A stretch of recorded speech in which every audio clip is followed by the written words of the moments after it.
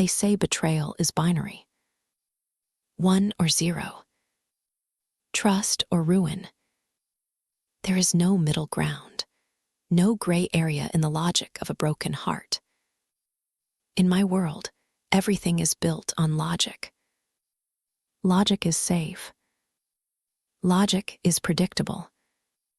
But as I stood backstage at the Global Innovation Summit, I realized that I had made the most amateur mistake a mathematician can make. I had let a variable called love corrupt my entire equation. The air in the server room was thick, smelling of expensive floor wax, and that sharp, ionized scent of a high-voltage current. Most people see these machines and hear noise. To me, it's a symphony. To my left, the racks of Ethertech's mainframes glowed like a cityscape of blue embers, their light reflecting off the dark, obsidian-like floor in shimmering pools of azure. For 3 years, this room had been my sanctuary. ID spent 16-hour days here, vibrating on cold caffeine and the frantic, beautiful dance of logic gates. I had built the symphony, an autonomous defense grid so sophisticated it didn't just stop attacks. It predicted the human intent behind them. It was my masterpiece. It was my child. And it was supposed to be our future. I stood at the master console, my fingers hovering over the glass interface. I could feel the heat radiating from the processors, a subaudible vibration that resonated in my very bones. I felt powerful. I felt seen. It's breathtaking, Elara. Julian's voice was a low, melodic purr. I didn't have to turn around to see him. I knew the exact weight of his hand when it landed on my shoulder. I knew the scent of his woodsy cologne, the same scent I'd smelled on the pillow next to mine every morning for 2 years. It used to mean safety. It used to mean home. The neural pathways are stabilizing, I whispered, my eyes fixed on the scrolling golden lines of code.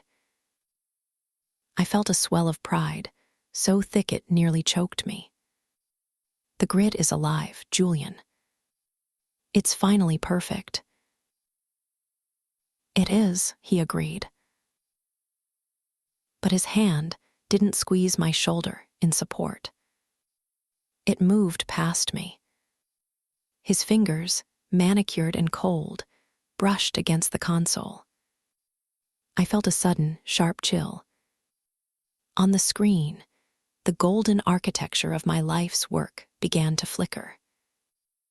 The lines of logic stuttered, then stalled.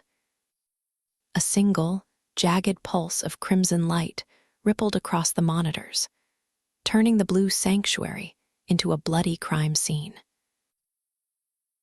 Access DNID. The words were a physical blow to my chest. I tapped the glass, my breath hitching in my throat. Julian. The biometric lock just triggered. I'm out of the core. What's happening? Did the kernel spike? I turned to him, expecting to see the same panic I felt. Instead, I found him adjusting his silk tie in the reflection of the terminal. He looked at his own image with more affection than he had ever looked at me. His expression was smooth, unreadable, and terrifyingly calm. The permissions have been updated, Elara, he said. The warmth was gone. His voice was as flat as a discarded line of code. As of 4 minutes ago, you are no longer the lead architect of Ethertech. In fact, you aren't an employee at all." The world tilted. I reached for the desk to steady myself, but my hands found only cold glass. "What are you talking about? This is my project. My life, Julian. We're supposed to get married in 3 months." "The forensic audit found a backdoor in the core logic," he said, finally meeting my gaze.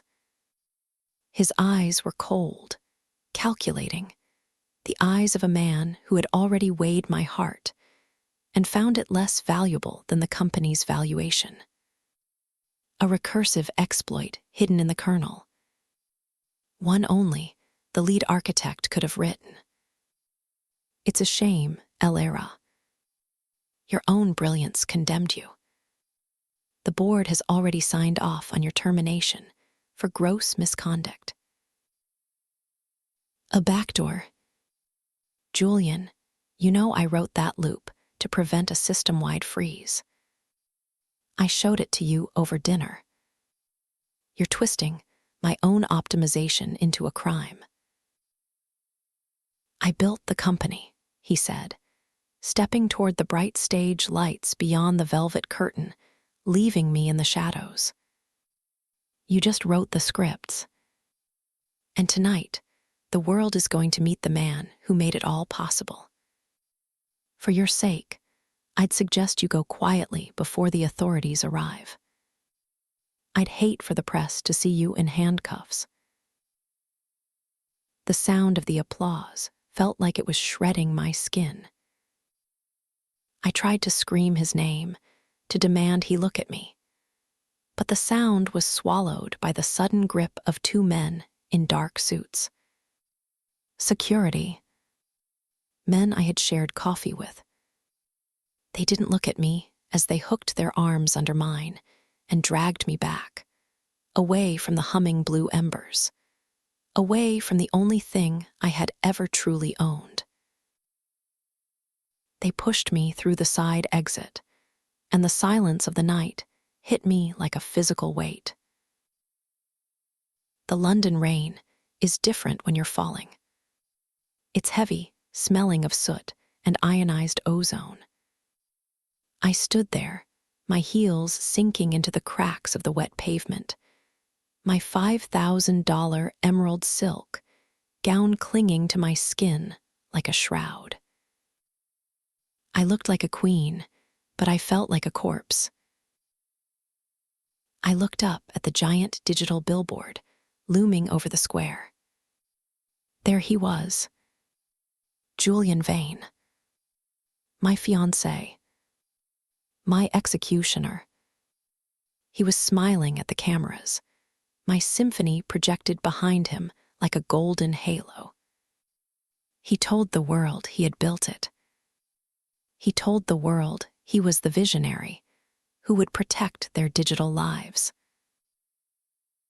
And I was standing in a puddle, my credentials snapped in half, my phone wiped of every contact and every memory of the last 3 years. In the eyes of the law, I was a thief. In the eyes of the industry, I was a pariah. I was reaching for an iron railing to keep from collapsing when the world went silent. The sound of the rain didn't stop. It was just eclipsed by a deeper, heavier hum. A matte black Maybach slowed to a crawl at the curb. It didn't look like a car. It looked like a predator closing in on a wounded animal. The window slid down with a hiss of perfection, revealing a cabin that smelled of old leather, expensive scotch, and silence. Cyrus Thorne. The man the industry called the shadow architect. The rival Julian spent every night obsessing over in the dark. A man who loomed over the tech world like a dark god. He didn't look at the gala, and he didn't look at my ruined dress. His gaze was fixed on my hands, on the way my fingers were still twitching, still trying to solve the logic Julian had stolen. "He's going to drown trying to conduct your symphony, Elara," Cyrus said. His voice wasn't velvet. It was gravel and smoke, an anchor in the middle of my storm. "But he's already selling the tickets. Get in the car. Let's go find the back door. He's too arrogant to see." Taking his hand didn't feel like being saved. It felt like signing a pact with a different kind of devil. One who wouldn't just take my work, but might take what was left of my soul. I took it anyway. The interior of Cyrus Thorne's Maybach was a vacuum. No rain, no crowd, no Julian. Just the scent of sandalwood and the soft, orange glow of the dashboard.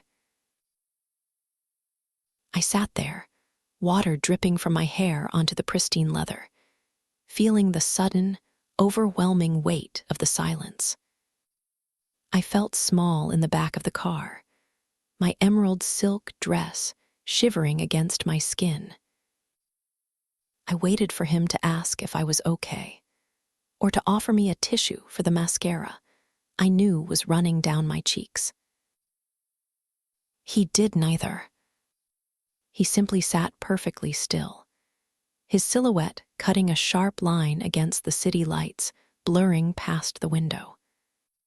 He was watching me with an intensity that made the hair on my arms stand up, not like a man looks at a woman, but like an engineer looks at a blueprint he's been trying to solve for years.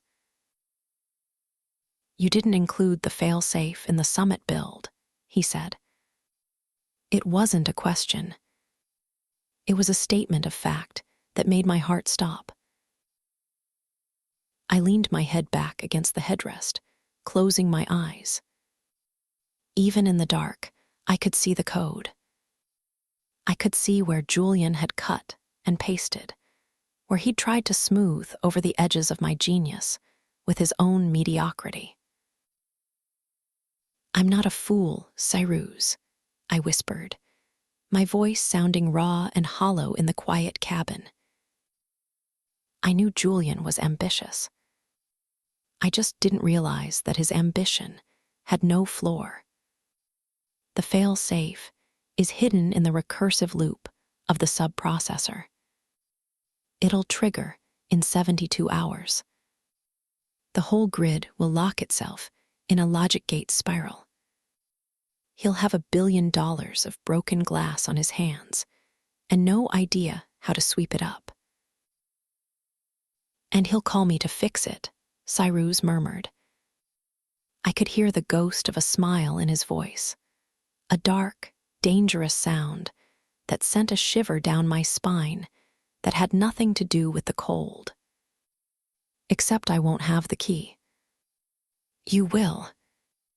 And that key, Elara, that key is the most valuable thing in this city." He turned to me then, and the light from a passing street lamp illuminated his face. He was handsome in a way that felt like a warning, all sharp angles and deep-set eyes that seemed to see through the velvet and the silk and straight into the gears of my mind. "I don't do charity," he said, his voice dropping an octave. "I do acquisitions. I want your mind, and I want your symphony. I want to see what you can build when you aren't being held back by a man who is afraid of your shadow. In exchange, I will give you the one thing Julian can't survive: total, systemic ruin." "And the catch?" I asked, my voice barely a whisper. I could feel the heat radiating from him, a steady, overwhelming presence in the small space. "You don't just hand over a knife like that for free, Cyrus. What do you want from me?" Cyrus didn't answer with words. He reached into his overcoat and pulled out a tablet, a slab of brushed titanium that felt heavy and significant. He slid it onto the armrest between us. Our fingers brushed for a fleeting second, and the contact felt like a static shock. 90 days, he said. My core. Your throne. You will have unrestricted access to the Thorne Intelligence Quantum Core, the only processor on Earth that can run your algorithm without a thermal spike. Consider it your workshop and your sanctuary. I swiped through the digital pages, my eyes landing on a specific clause that made my breath hitch. A fake engagement. Cyrus, you're the last person who needs a distraction like that. You could have anyone. It's not about desire, he said, though the way his gaze lingered on my throat suggested otherwise. It's about operational cover. My biometric systems are tied to familial protocols.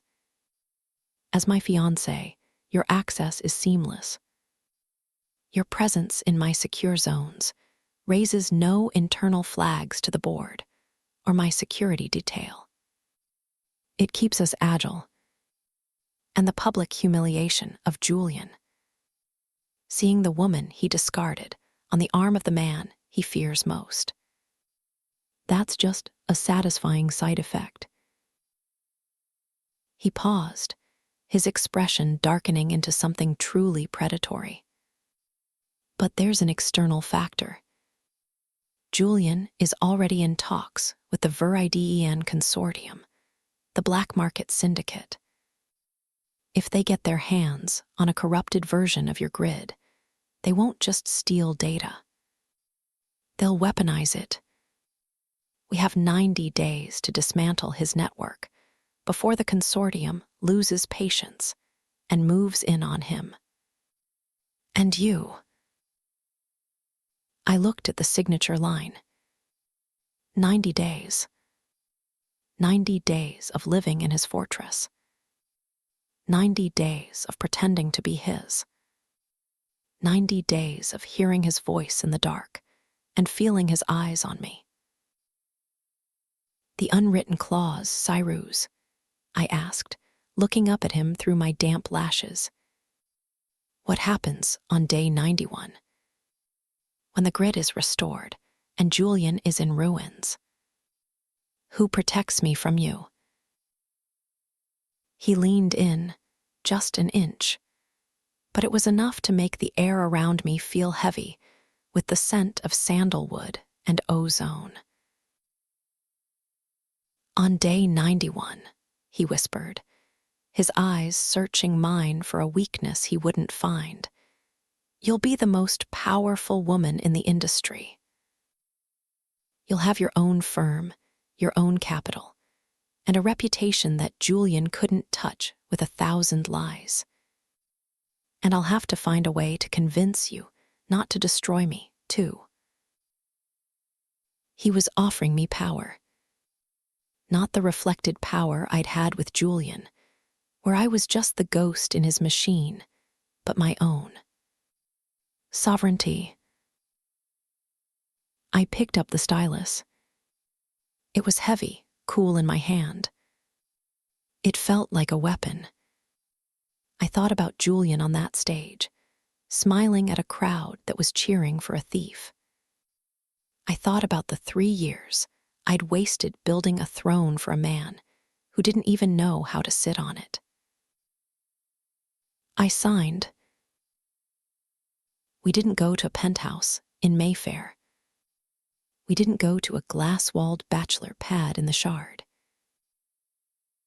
Cyrus Thorne's estate was a brutalist fortress of glass and obsidian, carved into the side of a jagged cliff, overlooking the river like a silent, watchful sentinel. It looked less like a home and more like a high-security bunker for the end of the world. As we stepped out of the Maybach, the wind whipped my wet hair across my face, stinging my skin with the cold. I felt the emerald silk of my dress flutter frantically, a thin, useless layer of defense against the elements. Cyrus didn't walk behind me. He walked beside me, his long strides forcing me to pick up my pace, just to stay within the circle of his heat. He didn't touch me, but I could feel his eyes tracking the way my heels clicked unevenly on the stone path. The architecture is imposing, I managed to say, my teeth beginning to chatter.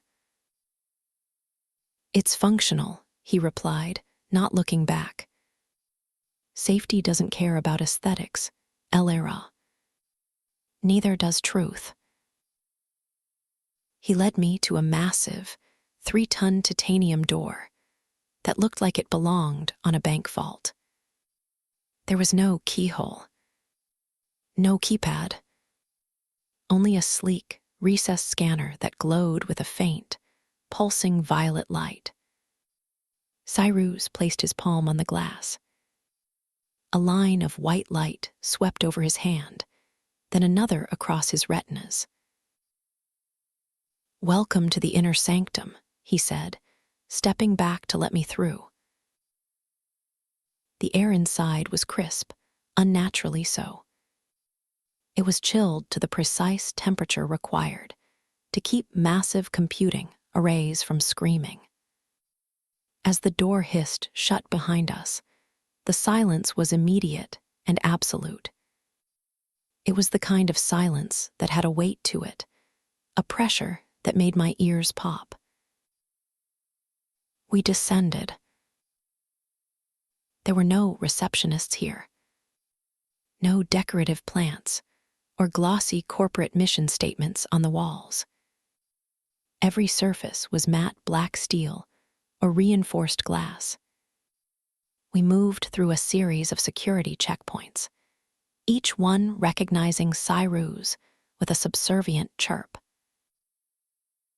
Julian's office was all mahogany and ego, I whispered, my voice echoing in the sterile hallway. He liked the sound of his own voice bouncing off the wood. This feels like a machine. Julian built a stage, Cyrus said, his voice a low vibration in the narrow space. I built an engine. Stages are for performers, Elara. Engines are for architects. We reached the final gate, a reinforced glass wall that overlooked a room the size of a basketball court. I stopped at the threshold, the breath leaving my lungs in a visible puff of mist. It was a cathedral of brute force calculation. Racks of liquid-cooled servers stretched 20 feet toward the ceiling, glowing with a soft, pulsing azure light that reflected off the dark floors like stars on a midnight sea. The hum here wasn't a noise. It was a physical presence, a rhythmic vibration that I could feel in the soles of my feet, aligning itself with my own heartbeat. It was the sound of 1 billion binary decisions being made every second. This was the quantum core. It's beautiful, I breathed. For a heartbeat, I forgot about the ruined dress. I forgot about the betrayal in the rain and the sting of Julian's words. I was just a girl in the nerve center of a god. The scale of it was overwhelming. The sheer, raw power at my fingertips felt like a storm waiting for a conductor. Julian saw a tool to be traded, Cyrus said, stepping up behind me. He was close enough now that I could feel the heat of his chest radiating through my wet silk. He didn't touch me, but the proximity was a silent challenge. I see a symphony that was cut short, He's going to drown trying to conduct your music, Elara. But tonight, you have the biggest orchestra in the world. He gestured toward the center of the room. There, isolated on a raised platform, sat the master console, a sleek, floating interface of haptic glass and holographic projectors that seemed to be waiting for my touch. For a heartbeat, I hesitated. I was just a girl in a ruined dress, standing in the heart of a rival's empire. I felt like an intruder, an imposter. Then the logic gates in my mind clicked into place. The familiar itch of a problem waiting to be solved overtook the fear. This wasn't a prison. It was a launch pad. I walked toward the console, my fingers trembling. As I touched the glass, the golden interface bloomed under my fingertips, a wave of data that filled the room. The system recognized me instantly. Cyrus must have already uploaded my biometric profile from the tablet in the car. Start with the subprocessor, Cyrus suggested, his voice a low, gravelly anchor in the vast space. Let's see how deep the rot goes. I didn't look back at the doors. I didn't think about the emerald dress or the London rain. I didn't think about the 90-day contract or the fake engagement. I began to type.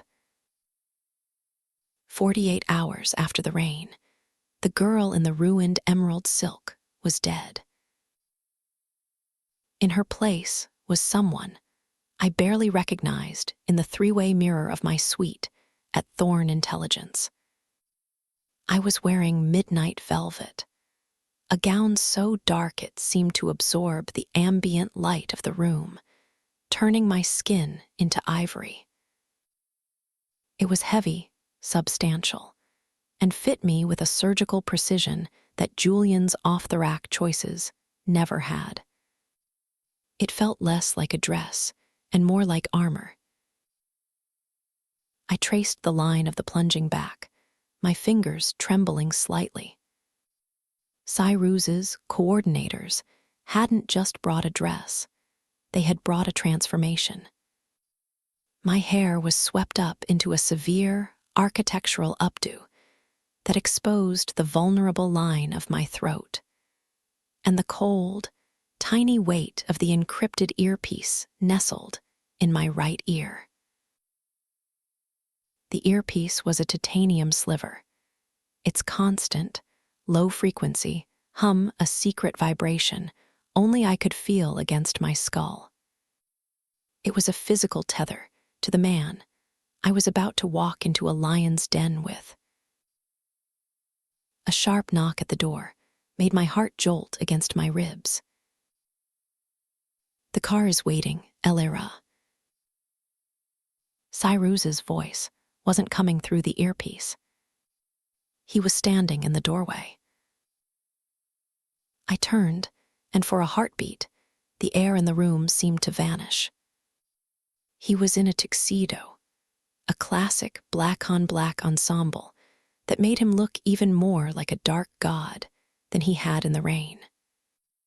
He stood perfectly still, his eyes raking over me with a slow, deliberate intensity that made my skin flush beneath the velvet. He wasn't looking at me like an architect looks at a machine anymore. "You look inevitable," he said, his voice dropping into that gravelly register that made my knees feel weak. He walked toward me, the scent of sandalwood and expensive scotch preceding him. He stopped just inches away, so close I could feel the heat radiating from his chest. He reached out, his fingers brushing the skin of my neck as he checked the seating of the earpiece. The touch was brief, clinical, but it felt like a brand. His thumb lingered for just a second too long against the pulse point in my throat. "Your heart rate is elevated," he murmured, his eyes locked on mine. "Don't give him the satisfaction of knowing you're afraid. You aren't here as a guest, Elara. You're here as the predator. Remember that." "I'm not afraid of Julian," I said, my voice steadier than I felt. "I'm afraid of the way you look at me." A flicker of something dark and unreadable crossed his face. "Good. Use that. It'll make the performance more convincing." The Royal Albert Hall was a sea of silk and tuxedos, but as we stepped through the entrance, the silence followed us like a wake. Julian was at the center of the room, standing beneath a massive crystal chandelier, basking in the glow of a circle of venture capitalists. He looked like the king he'd stolen the crown to be. He was mid-sentence, laughing at a joke, when his gaze landed on us. The laugh died in his throat. His face drained of color, his champagne glass tilting dangerously in his hand. I felt the sudden, firm pressure of Cyrus's hand on the small of my back. It wasn't the tentative, partnership touch Julian used to give me. It was possessive, strategic. His fingers were warm through the velvet, a grounding force that seemed to anchor me to the floor as every eye in the room turned toward us. "Breathe, Elara." Cyrus's voice crackled in my ear, private, low, and terrifyingly intimate. It was surreal, hearing his thoughts directly inside my head, while his physical presence remained a dignified 3 inches away. He's staring at the diamonds. He's wondering how the girl he threw into the rain bought the stars. "Let him wonder," I whispered, leaning slightly into Cyrus as we began to move through the crowd. We moved as a single entity. Cyrus didn't introduce me as his engineer. He introduced me as his fiancé. Every time he spoke the word, his hand would tighten slightly on my waist, a subtle claim that felt less like a lie with every passing minute. He ignored the dignitaries and the CEOs, focusing entirely on me, adjusting a stray hair, or leaning down to whisper a technical observation about the room's acoustics. It was intellectual possession. He wasn't showing off a trophy. He was showing off a partner he respected too much to leave alone. Julian tried to intercept us near the balcony. He looked frantic, the visionary mask slipping to reveal the panicked fraud beneath. "Elara," he stammered, his eyes darting to Cyrus with a mixture of fear and fury. "This is a mistake. You don't know what he is. My lawyers have already filed motions. You'll be in cuffs by morning if you don't come home and fix what you broke." Cyrus didn't even look at him. He kept his eyes on me, his thumb tracing a slow, deliberate circle on the velvet at my waist that made my breath catch. "My fiancé doesn't discuss legal matters at social events. Vain," Cyrus said, his voice dropping to a level that made the air around us feel colder. "And if you have something to say to her, you say it through my office. Or you don't say it at all. Now, if you'll excuse us, we were in the middle of a conversation." He turned me away before Julian could respond, leading me toward the moonlit terrace. "Did you see his hands?" Cyrus whispered into my ear, his breath warm against my skin. They were shaking. He knows the clock is ticking. 72 hours, Elara. By the time the gala ends, the logic gate spiral will have begun. And he'll realize the only person who can save him is the woman he tried to destroy. I looked out over the London skyline, the wind catching the velvet of my skirts. For the first time, I didn't feel like a victim of a binary betrayal. I felt like the architect of a masterpiece. And the most dangerous part of this 90-day contract wasn't Julian's ruin. It was the way I was starting to like the sound of Cyrus Thorne's voice in my head. We didn't go back to the hotel. We went back to the core. The midnight velvet gown was draped over a sleek carbon fiber chair in the corner of the lab, looking like a discarded skin. The armor was off. I was back in my element, wearing one of Cyrus's oversized black hoodies and a pair of leggings I'd found in my luggage. The hoodie smelled of him, sandalwood, ozone, and a hint of that expensive scotch he'd been nursing at the gala. It was too big, the sleeves swallowing my hands, but it felt 1,000 times more comfortable than the architectural updo and the emerald-cut diamonds. The transition from the Royal Albert Hall to the sublevels of the fortress should have been jarring.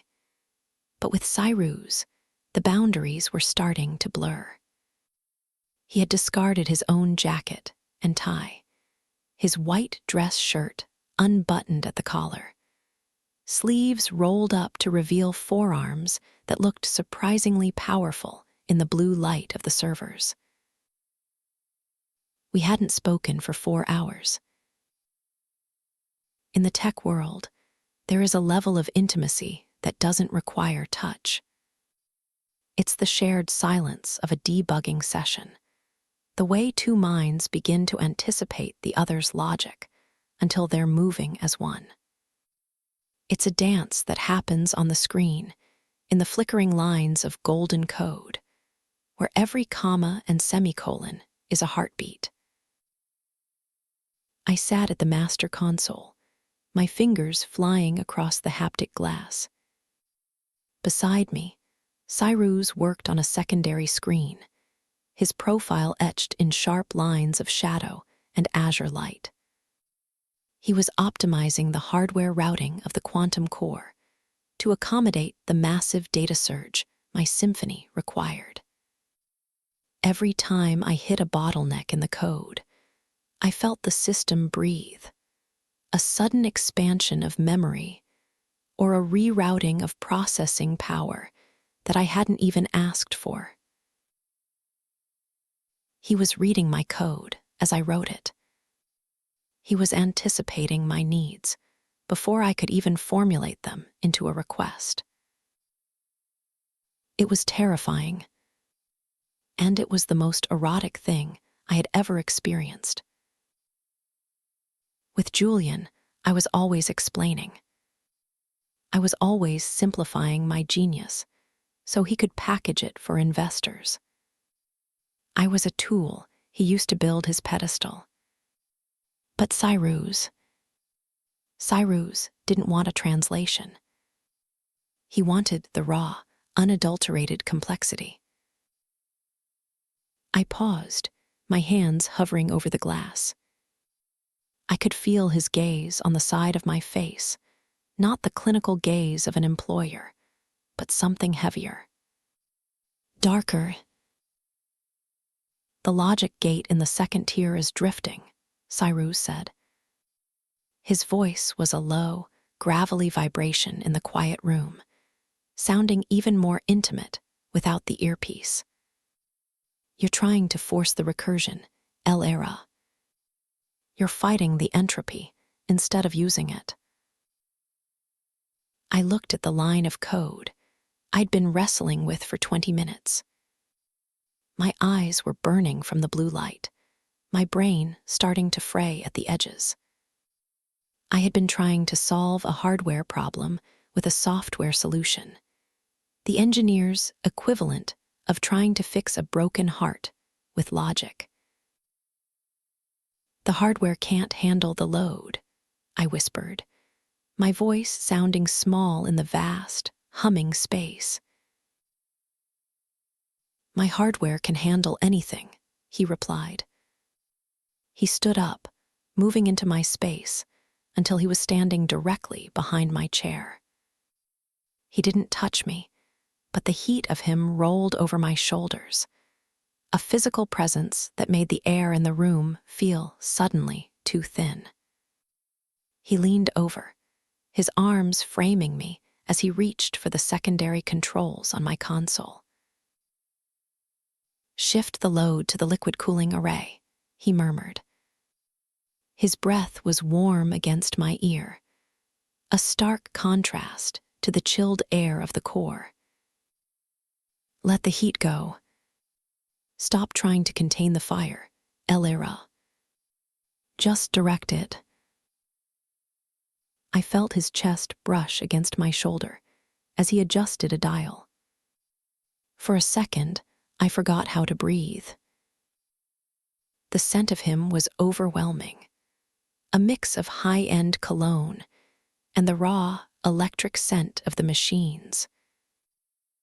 I watched as he rewrote a block of my logic, his fingers moving with a grace that was almost predatory. The golden wave on the holographic display smoothed out instantly. The jitter in the data stream vanished into a flawless, glowing curve. The symphony was back.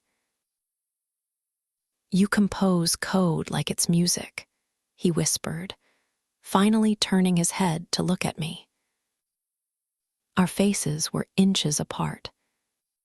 I could see the flecks of gold in his dark irises, the slight roughness of his jaw, where the 5 o'clock shadow was starting to break through. Julian saw a tool to be traded. He looked at this and saw a weapon he could sell. I look at it and I see. You. Julian never understood the symphony, I said, my heart hammering against my ribs. He thought the AI was a slave to the command line. He didn't realize it has to have room to fail, to learn how to succeed. He thought power was about control. Power is about surrender, Cyrus said. His voice was so low it was almost subaudible, like the hum of the servers. He reached out, his thumb tracing a slow, deliberate line over the pulse point in my wrist, where my hand still rested on the glass. He tried to own you, Elara. But you don't own a symphony. You just listen to it. You let it change you. The charge between us was no longer just intellectual. It was a physical gravity pulling me toward him. I wanted to turn in the chair, to close the distance, to see if he tasted like the scotch and sandalwood that had been haunting my senses all night. A sharp, red alert flickered on the perimeter monitor, shattering the moment. Cyrus was across the room in a second, his focus snapping back to the data with a speed that made my head spin. His expression turned into stone. Julian just reached out to the VERIDEN consortium, he said, his fingers flying across a different terminal. He's panicked. The fail-safe I triggered at the gala is eating through his infrastructure. He's offering them a raw dump of the grid's core in exchange for an emergency patch. He's selling them the keys to the city just to keep his own lights on. He's going to give the syndicate a map to the back door, I said, the cold weight of reality settling in my chest. The romance of the moment was replaced by the visceral fear of what Julian was capable of when cornered.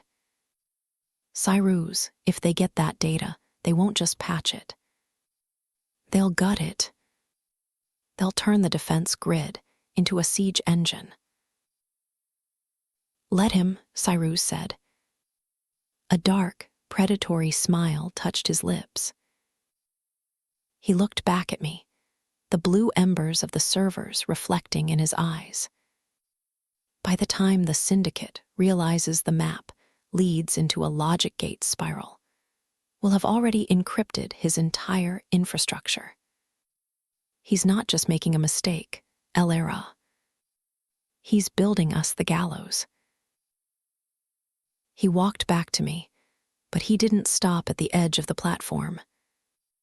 He stepped up, his presence towering over me once again. 90 days, Elara. We're only on day 3, and the world is already starting to burn. Julian thinks he's playing a game of chess. He doesn't realize we're playing a game of elimination. He reached out, his hand cupping the back of my neck, his thumb brushing my jaw. It was the first time he'd touched me without the excuse of the earpiece or the gala performance. It was a real, grounded claim. "Are you ready for the heat?" he asked. I looked at the golden wave on my screen, then back at the man who was offering me my sovereignty wrapped in a dark, dangerous promise. "I built the fire, Cyrus," I said, my voice finally firm. I leaned into his touch, just for a second, a silent acknowledgement of the pact we'd made. I'm not afraid of the heat. I'm just waiting for the explosion. "Good," he murmured. "Because tomorrow we take the flight to the Alps. We're going to give the consortium exactly what they think they want. And then we're going to take it all back." The Viridian Gala wasn't just a party. It was a summit of shadows. Held in a glass and steel monolith carved into the side of a jagged Swiss peak. It was the kind of place where the world's most dangerous secrets were traded over vintage champagne. From the outside, it looked like a jewel box of light floating in the dark. Inside, it was a predator's den. I stood on the edge of the balcony, the freezing mountain air biting at my cheeks. I was wearing a gown of emerald-cut crystals that caught the moonlight like a shield, the sharp edges of the glass mirroring the cold clarity of the mission. But underneath the silk and the ice, my heart was hammering against my ribs so hard I was sure Cyrus could feel it through the earpiece. "Check your 6, Elara." Cyrus's voice was different tonight. It was sharper, more clinical, stripped of the low-frequency hum of our midnight coding sessions. "Target is moving toward the server room on the 4th floor. You have precisely 3 minutes before the biometric sweep refreshes. Do not look at the cameras. Trust the ghost path I've built for you." I looked back into the ballroom, a swirling sea of diamonds and black ties. Julian was there, looking frantic, surrounded by men in tactical suits disguised as waiters. He looked small. He had invited the wolves into his house to save his own neck. And now, he was realizing they didn't care about his profit margins.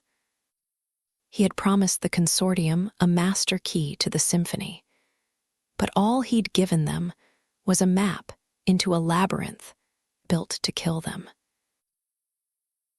"I'm moving," I whispered, my breath blooming in the cold air. I slipped through the glass doors, my crystals chiming softly with every step, a sound that felt like a countdown.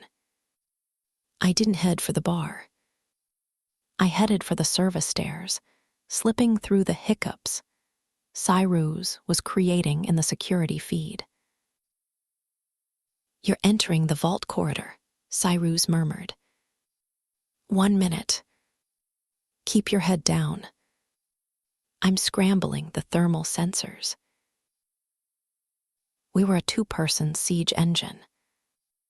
My mind, his resources. I reached the 4th floor. The air here was colder than the mountain outside, chilled to a cryogenic level to keep the syndicate's stolen processors from melting under the load. It smelled of burnt ozone and copper, the smell of an engine running at its breaking point. "I'm at the console," I said, my fingers flying across the keypad. I could see the files Julian had uploaded, the forgery of my digital signature, the documents framing me for the very crime he was committing. "Hurry, Elara," Cyrus said. His voice was no longer clinical. It was urgent. The syndicate just realized the backdoor Julian gave them is a trap. They're locking down the floor. They know they've been played. I froze. The red lights of the server racks began to pulse in a rapid, aggressive rhythm. "Cyrus, I'm locked in. The biometric override is failing." "I know," he said. He sounded terrifyingly calm now, the calm of a man who has already calculated the only way out. "They're trying to wipe the evidence before we can download the forgery. They're going to vent the room to prevent the data theft. Elara, listen to me. I need you to bypass the physical firewall. You have to open the liquid cooling valve. If I do that, the whole room will flood with coolant," I whispered, my eyes darting to the massive pipes overhead. "I'll be trapped in here with 1,000 gallons of nitrogen mix. I'll freeze before I can hit the door." "Trust the architect, Elara," he said.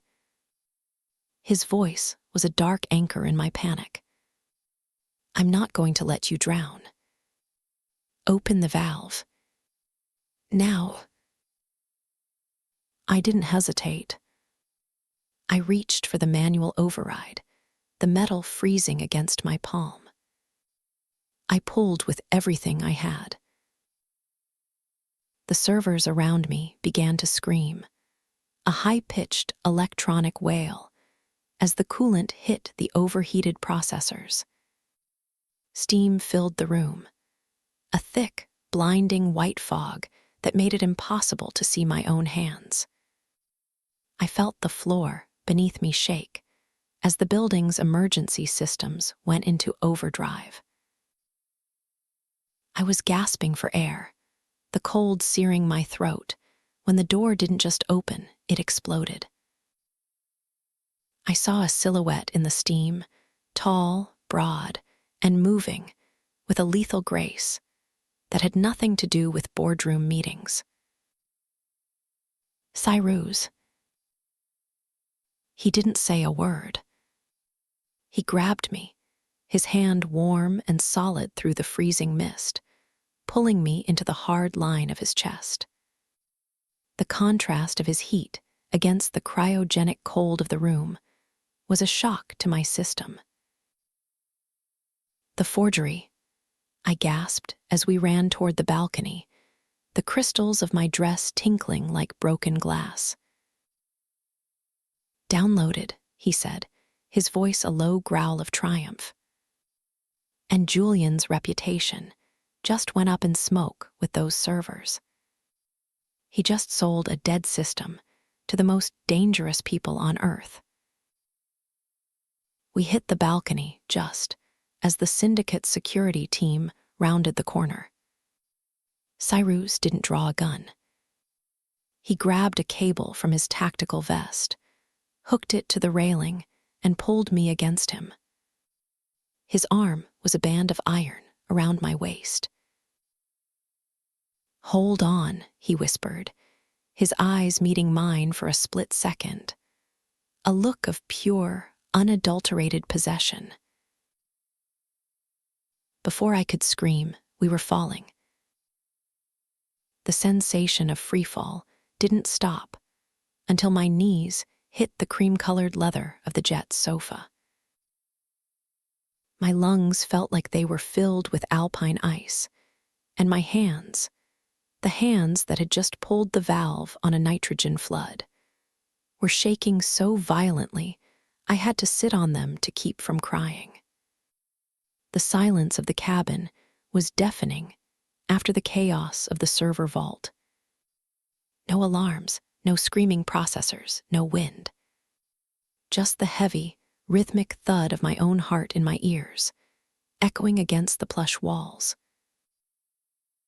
Cyrus was already moving. He had stripped off his tactical vest, revealing a black compression shirt that clung to his frame, damp with snow and sweat. He didn't head for the cockpit or the bar. He came straight to me, dropping to one knee on the floor. "Elara, look at me." His voice was no longer the clinical, razor-sharp voice of the shadow architect. It was raw, low. It carried a resonance that vibrated in my chest. I couldn't look up. I was staring at a jagged tear in my emerald crystal gown, a rip where the cable had caught it during our descent. The dress was ruined, just like the one Julian had ruined in the rain. A pattern of destruction that seemed to follow me whenever I tried to claim my own power. I'm fine," I managed to say, but the words broke in the middle. The adrenaline crash hit me like a physical blow, a wave of cold nausea that made my vision blur. I felt his hands on mine. They were warm, steady, and larger than the tremor trying to tear me apart, a shocking anchor of heat after the cryogenic cold of the vault. He pulled my hands out from under me and turned them over. My palms were red, bruised, and weeping from the rough metal of the manual override valve. "You're not fine," he murmured. He reached for a first aid kit hidden under the marble-top table, his movements efficient and quiet. He began to clean the scrapes on my palms with an antiseptic wipe. The sting brought me back to the present, grounding me in the reality of the cabin. The scent of sandalwood and scotch, the soft orange glow of the reading lights, and the man who had just jumped off a mountain with me, now holding my hands as if they were made of the most fragile glass. "Why didn't you leave me?" I whispered, finally meeting his eyes. The dark, intense gaze that usually read code was now reading me, searching for every fracture in my composure. "You had the forgery. You had the data. The deal was about the symphony, not the architect." He stopped cleaning my hand. For a heartbeat, the only sound in the jet was the distant, low-frequency hum of the engines. "The deal was about the symphony," he said, his voice dropping to a level that made the air in the cabin feel heavy. "But the data is just a copy. You're the source." Julian saw a tool. He thought he could replace the engineer and keep the machine. He thought he could delete the soul and keep the rhythm. He moved his hand from my palm to my jaw, his thumb tracing the line where the wind had chapped my skin. His touch was firm, yet carefully controlled, as if he were holding back a storm of his own. You aren't an asset, Elara. You're the architecture. Everything else is just noise. And I don't let the noise destroy the formula. The mask of the contract didn't just slip, it shattered. There was a look in his eyes that wasn't strategic. It was fierce, protective. For months, I'd been a variable in other people's equations. A 1 or a 0. An object to be used, traded, or deleted. But in the quiet of the jet, with Cyrus's heat against me, I realized the binary had shifted. I wasn't a variable anymore. I was the entire damn formula. I reached out, my fingers trembling as I touched the dark fabric of his sleeve. I didn't say thank you. I didn't ask about the consortium's next move. I just leaned forward until my forehead touched his shoulder. The sob I'd been holding back since the rain in London finally broke. It wasn't about the freezing vault or the falling from the balcony. It was about the 3 years of being invisible, finally being eclipsed by the terrifying reality of being seen. I felt his arms wrap around me, not to claim me for a public appearance, not to coordinate a tactical move, but to hold the pieces of me together while the adrenaline burned itself out. I felt a slight tremor in his arms, too, not from cold or fear, but from the sheer, vibrating force of holding back his own fury at what had almost happened to me. The slow burn I'd been ignoring for weeks finally caught fire. A quiet, steady flame that felt more like home than any server room ever built. Stay with me, I whispered against his chest, my voice muffled by the black fabric. Day 91. I don't want to destroy you, Cyrus. He leaned back just enough to look me in the eye, his hand cupping the back of my head, pulling me closer until our breaths mingled in the small space. Then don't, he murmured into my hair, his grip tightening. Build something else instead. Build it with me. The binary was dead. The contract was a ghost. In that moment, 30,000 feet above the earth, there were no 1s or 0s. There was just the heat of him, the scent of the storm, and the first true line of code in a brand new symphony. The future of security, Summit, was meant to be Julian's resurrection. I sat in the front row, my back perfectly straight, wearing a suit of tailored charcoal silk that felt like a second skin. It was sharp, professional, and entirely mine. Beside me, my seat was empty, a deliberate piece of staging by Cyrus. He was in the control booth, invisible to the thousands of eyes in the room, but his presence was a constant, low-frequency vibration against my skull. He's sweating, Elara. Cyrus's voice crackled in my ear. It was surreal, listening to him analyze the target, while I maintained a mask of clinical indifference. I'm looking at his biometrics through the podium's integrated sensors. His heart rate is hovering at 110. His adrenaline is spiking. He's about to launch a lie that's going to cost him everything. I didn't respond. I didn't have to. I just watched as Julian stepped onto the stage. The gold stage lights hit him, making him look like the savior he always pretended to be. He began to speak, his voice booming with a confidence that was entirely unearned. He was unveiling the Symphony 2.0. A version he claimed was more secure, more robust, a triumph of his vision. I could see the code scrolling on the massive screen behind him. It was a mess. Even from the front row, I could see the frantic, sloppy patchwork where the syndicate's mercenaries had tried to bypass my architecture.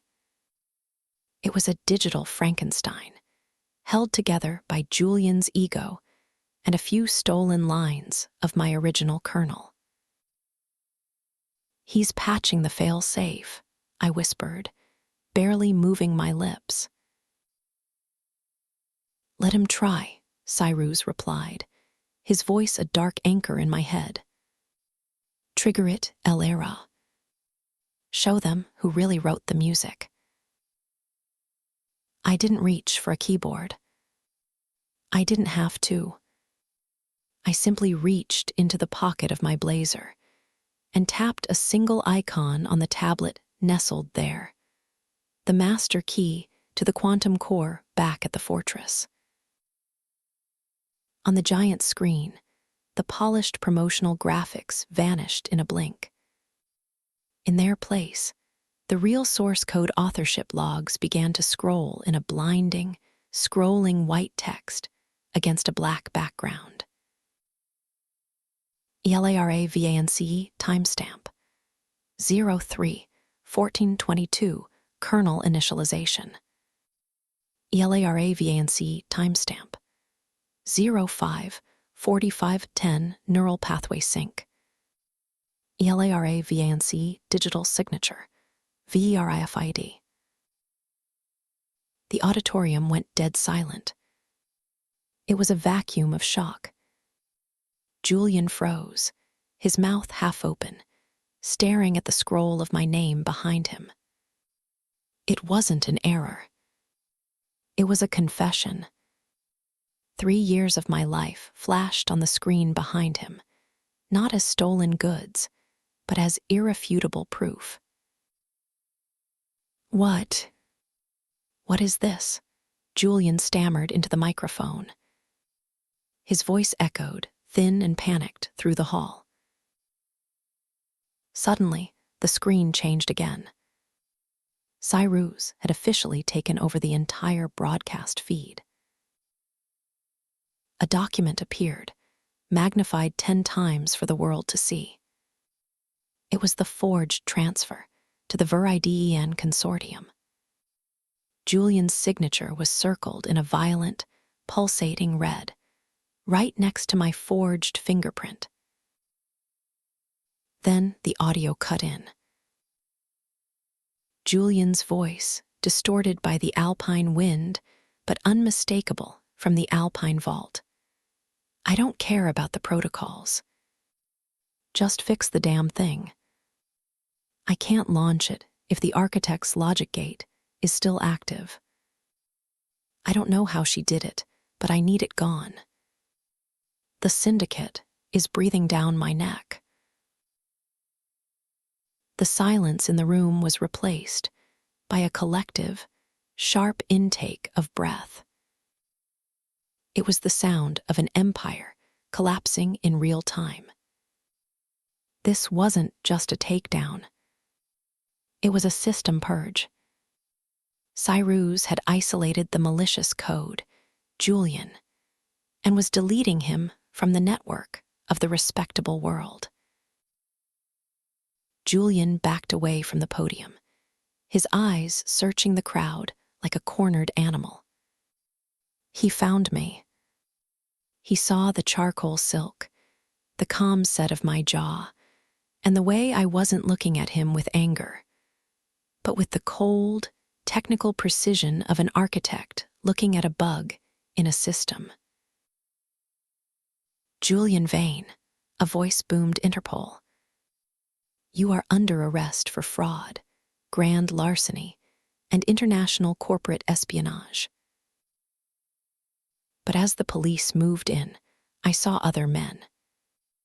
Men in plain, dark suits standing at the exits, their faces hard and eyes fixed on the stage. The syndicate's enforcers. They weren't there to help him. They were there to realize they'd been sold a trap. Cyrus had leaked Julian's double-cross to them minutes before. Julian wasn't just a criminal now. He was a hunted man in two different worlds. Amidst the chaos, the flashing bulbs, the shouting, the guards dragging Julian toward the side exit while he screamed about his innocence, I didn't cheer. I didn't even smile. I just stood up, smooth and steady, feeling the weight of the suit and the clarity of my own mind. Cyrus appeared at my side, as if he had materialized out of the shadows. He didn't look at the spectacle. He didn't look at the cameras. He just looked at me, his hand coming to rest on the small of my back, the heat of it grounding me in the middle of the storm. The 90-day contract had one final clause, Elara, he said. His voice was a low vibration that seemed to bypass the earpiece entirely, echoing in the real world. Sovereignty. Do you feel it? I think the contract is officially executed, Cyrus, I said, looking into the dark, fierce eyes of the man who had helped me burn my past to the ground. As Julian's world dissolved into noise, I realized mine had never been quieter or more my own. The binary had been resolved. Revenge is a binary event, a 1 or a 0, a single strike that levels the field. But growth is an infinite loop, a self-optimizing algorithm that never truly stops. 6 months after the summit, I stood in the penthouse office of the newly minted Vance Thorne Global. The building was a spire of white carbon and smart glass overlooking the city of London, a direct architectural contrast to the brutalist obsidian fortress where this journey began. Thorne Intelligence was still the engine, but Vance Thorne was the soul. I wasn't wearing an emerald shroud or midnight velvet armor anymore. I was wearing a sharp, tailored white suit, ivory silk that felt light against my skin. It was the color of a fresh start, the color of a woman who no longer needed to hide in the shadows or perform for the cameras. My hair was down, falling in natural waves over my shoulders, no longer pinned into a severe, defensive architectural updo. I looked at the name etched into the frosted glass of the door. Elara Vance, Chief Executive Officer. The board of the London Tech Conservation is waiting, Elara. Cyrus's voice sounded in the room. It wasn't a crackle in an earpiece this time.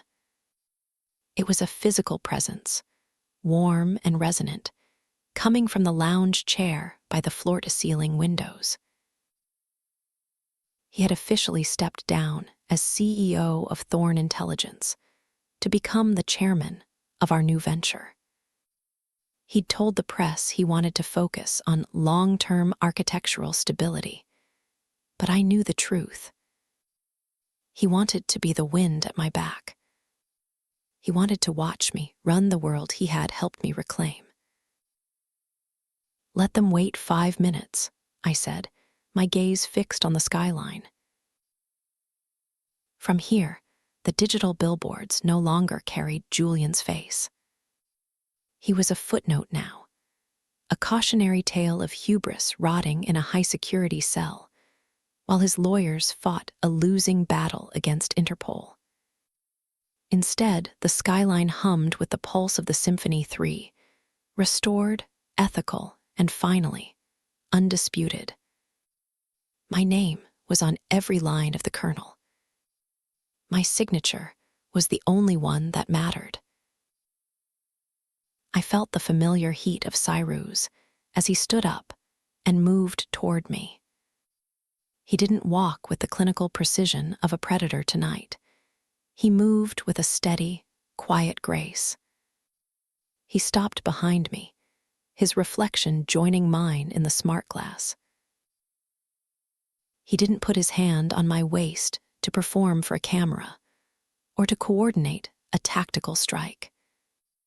He rested it on my shoulder, a steady weight of mutual respect and something far deeper. 90 days turned into a lifetime, he murmured, his eyes meeting mine in the reflection. Any regrets about the contract, Elara? I leaned back into him, the scent of sandalwood and sea salt, the scent of my sanctuary surrounding me. Only that I didn't ask for a bigger server array, in clause 4.1. I think we're going to need the processing power for the neural expansion. He laughed, a low, rare sound that vibrated through my blazer and into my chest. Spoken like a true architect. You always were more interested in the capacity than the glitz. I learned from the best, I said, turning in his arms. The 90-day contract had given me back my reputation, my work, and my sovereignty. But the partnership we had built in the dark, the silent debugging sessions, the shared adrenaline of the Alps, the way he looked at my mind before he ever looked at my body, that was the real acquisition. We had created a language only 2 people in the world truly spoke. You're missing the meeting, he reminded me, his thumb tracing the line of my jaw, his touch light and lingering. I'm the CEO, Cyrus, I whispered, reaching up to adjust the lapel of his charcoal suit. They wait for me. Indeed they do, he murmured, leaning down until his forehead rested against mine. The world is finally listening to your music, Elara. Try not to make them wait too long. I smiled, feeling a peace I hadn't known since before the rain in London. The binary had been resolved. I wasn't a variable in Julian's equation or a tool in Cyrus's acquisition. I was the architect. The island was a sanctuary of silence. We had come here for the transition, the 180th day since the contract began. It was a private speck of land in the Maldives, a place where the only grid was the one I built to power our estate, and the only security was the vast, blue expanse of the Indian Ocean. I sat on the edge of the wooden deck, my bare feet dangling over the crystal-clear water. A tablet sat on the table beside me, glowing with the diagnostic logs of the island's self-sustaining systems. Even here on vacation, the code called to me. But it was no longer a frantic scream for survival or a weapon for revenge. It was a conversation, a hobby, a joy. Cyrus walked out from the house, the sun catching the sharp angles of his face and the relaxed line of his linen shirt. In his hand, he carried a physical piece of paper, the original vellum contract I'd signed in the back of his Maybach on that rainy night in London. The paper looked ancient now, the ink a faded reminder of the girl in the ruined emerald dress. "Day 180, Elara," he said, sitting on the deck beside me. He didn't look at the tablet or the logs. He looked at me. He held the paper over the small, decorative fire pit in the center of the table. "Technically, the terms are fulfilled. You're the most powerful woman in tech. Julian is history. The syndicate has moved on to easier targets. My acquisition is complete."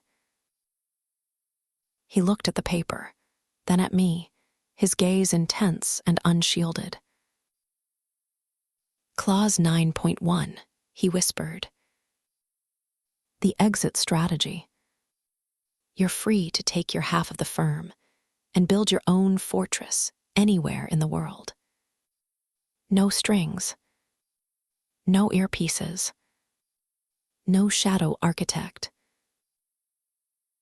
I watched as he dropped the vellum into the flames. The paper curled instantly, the ink blackening and turning to ash. I watched 3 years of pain and 90 days of warfare vanish into smoke. I didn't feel a loss. I felt a release so profound it made my lungs ache. "You forgot the unwritten clause, Cyrus," I said, reaching out to lace my fingers with his. His hand was warm, the same steady anchor it had been in the Alps, but the tension, the strategic distance, was gone. "Remind me," he said, his voice dropping into that low, private register. "The architecture of the future isn't code," I said, looking out at the endless blue horizon where the sea met the sky. "It isn't algorithms or defense grids. It's the person you build it with. I'm not leaving my partner." He leaned in, the scent of sandalwood and sea salt surrounding me. The kiss wasn't a performance for a gala. It wasn't a tactical move to distract an enemy. It was the final, flawless execution of a plan we've been writing since the reign began. The binary was gone. There was no more 0 or 1, no more creator or creation. There was just us. "Start the sequence," he whispered against my lips, his breath hitching as I pulled him closer. "Sequence initiated," I replied. And for the first time in my life, I wasn't just watching the symphony. I wasn't just conducting it. I was living it.